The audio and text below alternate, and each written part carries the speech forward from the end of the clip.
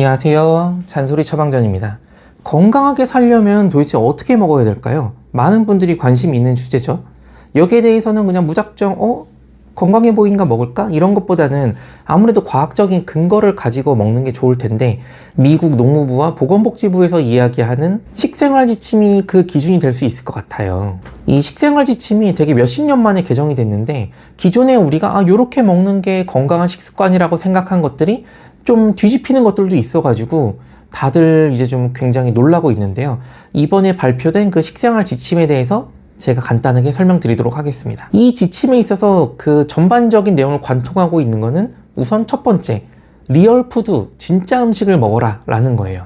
그러니까 일반적으로 이제 가공 음식들, 뭐 소세지라든지 뭐 음료수라든지 이렇게 공장에서 여러 단계의 가공을 거친 음식을 먹지 말고 채소, 계란, 고기, 진짜로 아직 가공되기 전에 그런 음식을 먹는 것이 좋다라는 게 일단 첫 번째 내용이고요. 두 번째, 탄수화물, 단백질, 지방을 당연히 골고루 먹어야 되는데, 예전에는 요 탄수화물, 단백질, 지방 중에서 탄수화물을 가장 많이 섭취를 해라, 이런 얘기가 있었어요. 근데 이번 지침에서는 단백질의 섭취량을 더 올리라는 내용이 나왔습니다. 보통 사람 몸무게에 따라서 하루에 이 정도 단백질을 섭취해라 라는 기준이 있었는데요.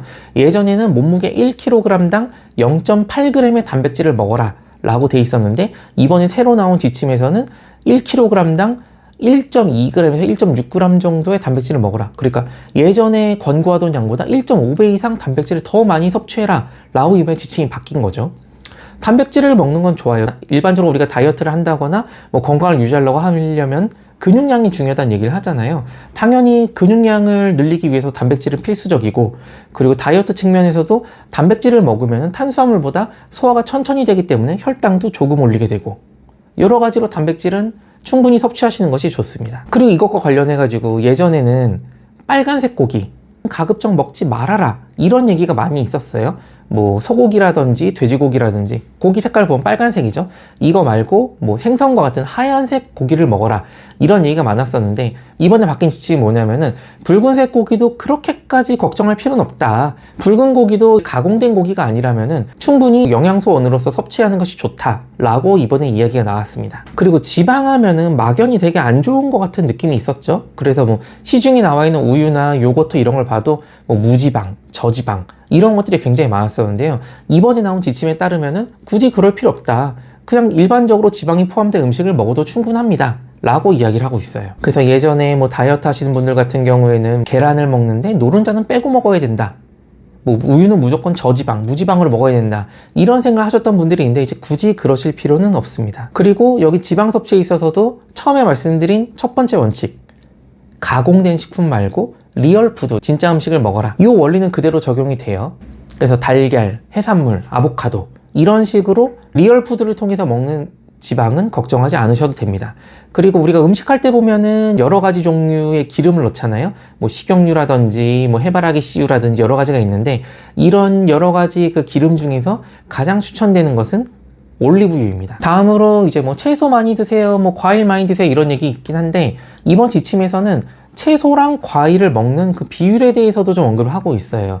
하루에 채소는 3번, 과일은 2번 정도 먹는 것이 비율적으로 장수하는데 도움이 된다, 이런 얘기가 포함되어 있고요. 그리고 우리나라 사람들 관련해 가지고 좋아할 만한 게 발효식품을 먹어라, 이런 얘기가 있는데, 거기에 나온 여러 가지 예시 중에 하나로 김치가 있습니다. 우리나라 사람들 뭐 굳이 미국에서 얘기 안 해도 김치 좋아하죠. 뭐 물론 과도하게 먹으면은 나트륨 섭취가 과도해지니까 안 되겠지만 일반적인 양은 드셔도 될 것 같아요. 그리고 예전부터 논란이 되었던 게 설탕 말고 대체당은 어떻느냐. 요즘 보면 제로 음료 같은 거 굉장히 많이 나와 있죠. 설탕 대신 대체당이 들어가 있는 뭐 제로 콜라라든지 뭐 제로 사이다라든지 여러 가지 것들이 있고, 설탕 들어간 거 아니면 괜찮냐 안 괜찮냐 이런 게 굉장히 논란이 많았었는데, 이번 지침에서는 설탕뿐만 아니라 대체당도 가급적 안 먹는 것이 좋다 라고 이렇게 지침을 밝히고 있습니다. 또 건강검진 하다 보면은 담배는 당연히 피지 않는 게 좋다, 이건 알고 있어요. 그런데 술은 어느 정도까지 먹어도 괜찮나요? 여기에 대해서 의사마다 하는 말이 다 달랐거든요. 이번에 술에 대한 이야기도 포함이 되어 있습니다. 결론은 예전에는 뭐 일주일에 뭐 한 두세 번, 한두 잔 정도까지는 괜찮아요, 뭐 반병까지는 괜찮아요, 한 병 넘기지 마세요, 여러 가지 말이 있었는데, 이번 지침에서는 술 먹지 마세요, 아예 안 먹는 게 제일 좋습니다 뭐 한 잔까지 괜찮아, 두 잔까지 괜찮다 이런 거 없습니다. 그냥 드시지 마세요 라고 결론이 나왔습니다. 미국에서 이번에 새롭게 지침이 바뀌었는데 여러 가지 연구를 통해서 나온 지침이긴 하겠지만 뭐 모든 의사나 그런 연구자들이 동의하는 건 아니에요. 일부 심장협회 같은 데에서는 이제 뭐 붉은 고기라든지 아니면 지방 섭취 같은 경우에는 심혈관계 질환의 위험을 높일 수가 있다. 뭐 이런 이야기도 나오고 있긴 한데 어쨌든 대체적으로는 이번 지침을 따르시면 크게 문제는 없을 거라고 생각이 됩니다. 정리하면은 앞으로 음식을 드실 때에는 가공된 식품 말고 진짜 음식, 가공되기 전의 음식을 주로 드셔라. 그리고 단백질은 충분히 섭취하셔라. 당이든 대체당이든 어쨌든 당자가 들어간 거는 드시지 않는 것이 좋다. 술, 담배 아예 안 하는 게 제일 좋습니다. 지방도 굳이 무지방, 뭐 저지방을 찾으실 필요는 없긴 하지만 포화지방은 많이 섭취하지 마세요. 포화지방은 총 열량의 10% 이내로 제한하는 것이 좋습니다. 이렇게 정리할 수 있겠고요. 앞으로도 또 식생활 관련해 가지고 유용한 팁이 있다면 다시 돌아오도록 하겠습니다. 감사합니다.